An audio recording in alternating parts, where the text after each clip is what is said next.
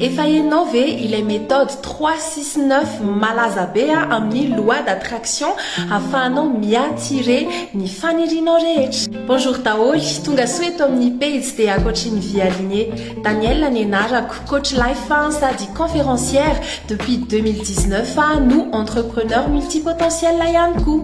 Atoroko anao ato anatin'ity vidéo ty ny momba ny méthode 369 sy ny fomba fampiasana azy. Malaza be izy ty ary za anisany efa ny expérimenté anazy dia tena ahitana résultat be mihitsy ny ka ampifaliana indray no izarako aminareo an'izay méthode izay ato anatin'ity vidéo ty. Ity méthode ity dia afaka ampiasainao tsara mihitsy ahafahanao miattirer ny zavatra rehetra tediavinao, mivonona tsara fa mety ho tanteraka daholo ny zavatra tediavinao rehetra raha ohatra ianao ka mampiasa tsara an'ilay méthode. Ny chiffre 3, 6, 9 no ampiasaintsika ato anatin'ity teknika ity. Tsy izany namorona an'izy ity fa anisany inspiré amin'ny code 369 any Nikola Tesla izy ity. Alohan'izay aloha dia azavaiko kely hoe izy Nikola Tesla ho anareo izay mbola tsy mahafantatra. Nikola Tesla dia inventeur sady ingénieur américain d'origine serbe izy io zany hoe tena scientifique de génie. Asaiko sika tena hanao recherche mitokana mihitsy mahakasika Nikola Tesla satria tena intéressant be ny zavatra nataony sy ny parcours. Anisany ahafantarana azy ny asany eo amin'ny resaka énergie électrique na ihany koa ny courant alternatif. Anisany nanao recherche lalina mahakasika ny énergie libre ihany koa izy. Fantatrareo angamba ny marque Tesla izay nampitondraina ny anarany moa zany ho fahatsiarovana andreo zavatra nataony sy ireo découverte be dia be. Raha araka Nikola Tesla dia tsy chiffre tsotra fotsiny ny 369 fa tena code divin, code sacré mihitsy izy io. Ka izay indrindra no mahatonga anazy hoe manampy be any anatin'ny resaka loi de l'attraction. Misy teknika sy fomba be dia be ahafahana mampiasa ny code io zany samy manana ny azy dia samy manana ny expérience-any fa anoro atsika anankiray ao anatin'ireny be dia be ireny zany zany ato anatin'ity vidéo ty izay afaka ampiasain'ny rehetrarehetra. Ilay méthode moa zany dia manampy atsika ampahomby kokoa ny loi de l'attraction. Zany hoe raha misy fanirianao na zavatra tetiavinao dia afaka ampiasanao zany ity méthode 369 izay ho atoroko ity. Zavatra tsotra be ny ilainao mila stylo dia mila taratasy na ihany koa carnet enao. Rehefa azonao zay dia formulenao anaty phrase anankiray mazava tsara ilay fanirianao na ilay fangatahanao. Izao atao tena hoe phrase tsotra sady mazava tsara ary ty anisany tena important atao au temps présent le izy. Ohatra hoe j'obtiens ma visa pour la France na ihany koa hoe azoko ny visako pour la France. Bon, c'est manavanana anareo na teny français na teny gasy na teny anglisy na teny sinoa fa azonareo ngamba le concept amin'le famoronana an'ilay phrase. Raha tianao andaitra kokoa sy puissance kokoa le phrase dia afaka ampiarahanao amin'ny fisaorana. Zany hoe ataonao ohatrany efa anananao sahady le izy dia misaotra ianao zany hoe efa eo le izy. Raha le phrase teo zany raisitsika dia lasa hoe merci pour ma visa pour la France. Na raha miteny gasy izy dia afaka ataontsika hoe misaotra fa azoko ny visako pour la France. Ty koa afaka ampiasainao ny hoe je suis heureuse et en pleine gratitude d'avoir ma visa pour la France. Io nenany phrase tena fampiasako zany asiko an'le hoe je suis heureuse et en pleine gratitude dia le zavatra ao aoriana le phrase zany manaraka fotsiny.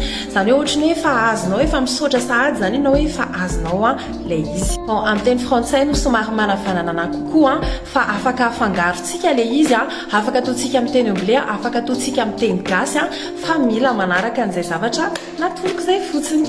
Asisika ohatra kely hafa indray le izy ahafahanareo mahazo an'le sary. Ohatra zany hoe teo afaka examen ianao dia afaka ataonao tsara mihitsy hoe je suis heureuse et en pleine gratitude de réussir mon examen. Na raha ohatra hoe le tsotra be ohatran'le tamin'ny voaloha dia hoe je réussis mon examen. mino fa azontsika tsara zany lay concept.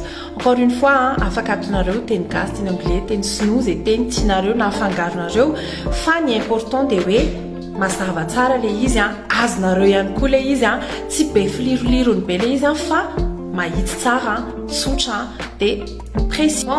Vite zay zany hoe eo le stylo eo le taratasy na le carnet de efa eo le phrase zao amizay le zavatra ho atao ampiasanao le code 369. Vao mifoha maraina ianao de alainao ilay taratasy na ilay carnet tsara aloha zany hoe carnet de amizay tonga de hoe ao foana ianao manao le izy satria anao pratika kely tsika. Vao mifoha ianao de alainao le carnet de alainao stylo de soratanao 3 fois eo amilay carnet eo ilay phrase. Raisiko ohatra zany hoe ilay je suis heureuse et en pleine gratitude d'avoir ma visa pour la France de soratako 3 fois zay zavatra zay de elaela mihitsy manoratra anazy zany hoe tokony eo amin'ny 17 secondes eo amizay tena mitsatoka tsara ao an-tsaiko izay phrase izay zany hoe manoratra zany hoe je suis heureuse et en pleine gratitude d'avoir ma visa pour la France. Raha izay manao ndray faharoa eo ambany je suis heureuse et en pleine gratitude d'avoir ma visa pour la France. Rouzay de ton eo ambany je suis heureuse et en pleine gratitude d'avoir ma visa pour la France.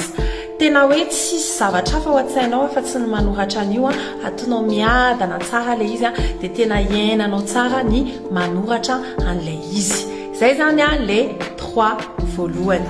Vite zay de miaina ohatry ny olona normal ianao tsy hoe andeha eritreritra n'iny ianao mandritra ny tontolo andro fa tena milâcher prise hoe bon avelanao iny.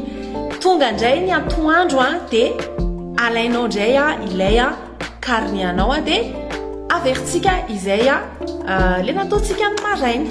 Zany hoe verenantsika soratana ndray zany le phrase fa pour cette fois-ci ataontsika 6 fois.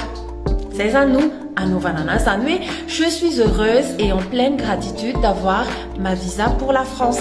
De soratanao inenina zany zay izay phrase izay de ohatrin'le teo hoe soratanao miadana tsara iainanao tsara de voilà. Vita iny de manao ny zavatra tokony ataonao anao miaina ohatrin'ny olona normal rehetra.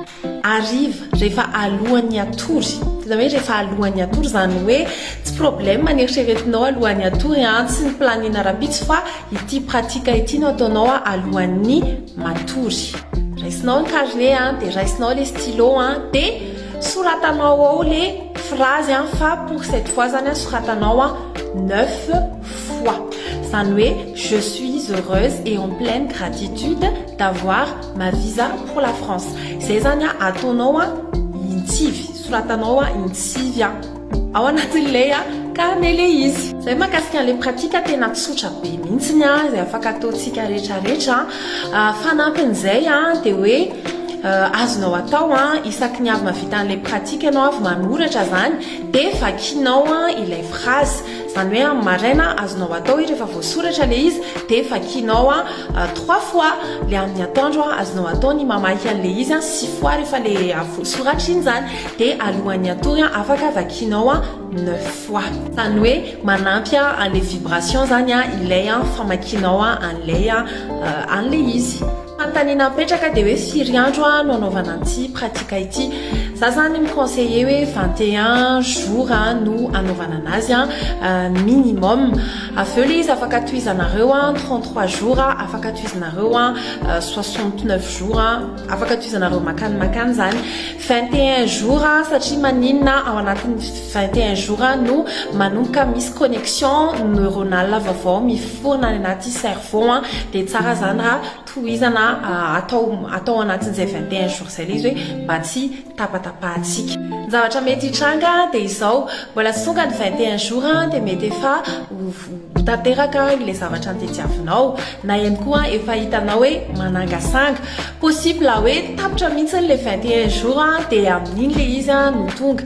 Possible hoe aoriana le izy mihitsy zay vao aoriana le 21 jours na efa mijanona mihitsy le pratika mety hoe 63 jours eny anao izy na 64 jours na tsy haiko dia mety hoe anerina kely mihitsiny an'le pratika zay vao mivaly ilay zavatra notetiavinao tao anatin'le izy. En fait arakaraky le zavatra notetiavinao arakaraky ny vibration anao sy arakaraky ny action ataonao ihany koa zany mazava ho azy fa tsy misy de le fixe hoe tsy maintsy eto na tsy maintsy eto na tsy maintsy eto.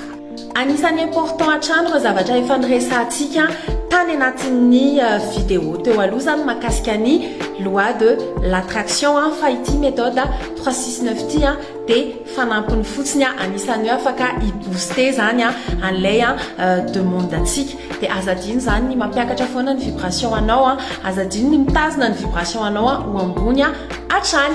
Raha mbola tsy hitanareo ny vidéo tany aloha dia asaiko nareo hijery fa misy lesona maromaro mifampitohy ihany mety anampy anao amin'ny resaka loi d'attraction ahafahanao miattirer ny zavatra rehetra izay tediavinao. Iza mazoto anandrana ty pratika ity alefaso ao anaty commentaire dia azadino mandefa témoignage any amin'ny commentaire na mandefa afatra miafina rehefa tonga le zavatra tetiavinareo fa mafaly ana foana ny mamaky andreny mafaly ana foana ny mafantatra hoe mahomby sy mety aminareo ny zavatra izay zarainy. Ho anareo izay te hiditra lalindalina kokoa sy te imaîtriser ny resaka loi d'attraction et manifestation dia misy masterclass natokana ho anareo amin'ny 1er novembre ho avy izao izay 100% en ligne izy io zany hoe na aiza misy anao zany dia afaka manatrika an'io masterclass io. Ho anareo rehetra zay lina dia asio hoe masterclass ao amin'ny commentaire na ihany koa directement any message privé fa ho alefanay aminao ny andinindiny rehetra sy ny détail mahakasika an'io masterclass io. Mariako fa mbola mitohy hatrany ilay promotion be mahakasika an'io masterclass io ka mino hoe tsy enao ny raty an'izay fa alefaso dia nizao ny inscription. Satria ny vidéo atsika androany raha nalinanao raha nasoanao dia partageo un maximum ary misaotra anao mametraka commentaire kely sy misabonina amin'ny page. Raha misy fantaniana na misy sujet tianao resahana dia aza misalasala mametraka an'izany ao anaty commentaire fa noteko ireny dia traitentsika amin'ny fotoana manaraka. Bay daholo dia amin'ny vidéo manaraka indray.